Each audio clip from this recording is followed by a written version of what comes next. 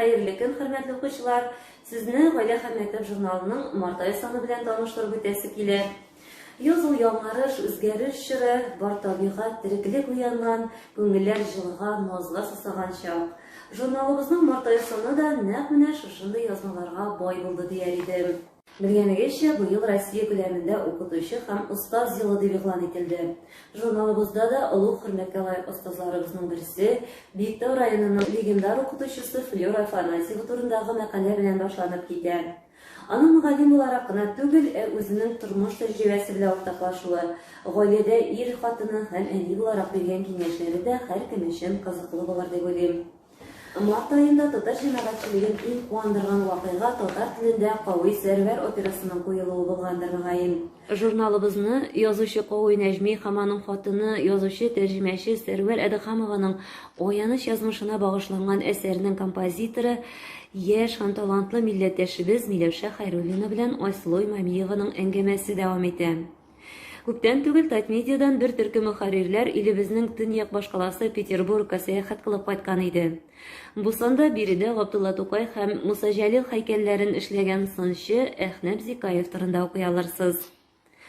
Журналыбызда танылган язучы Галимҗан Гыймановның аерым рубрикасын инде көтеп ала башлагансыздыр. Бу санда ул мәктәп оркестр турында сөйли. Ул нинди уку йорты, кайда урнашкан, бу турыда журналдан укып белә алырсыз.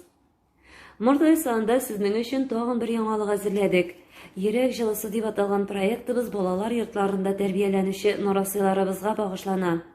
Татарстан Мәгариф һәм фән министрлыгы белән берлектә башланган бу проект ярдәмендә үксез балалар үзләренә гаилә җылысын табар дип өметләнәбез.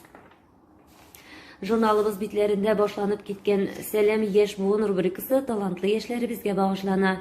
Бу санда 167-нче мәктәпнең президенты Кәрим Төхфәтуллин турындагы язма актив яшьләребезне кызыксындырмый калмас.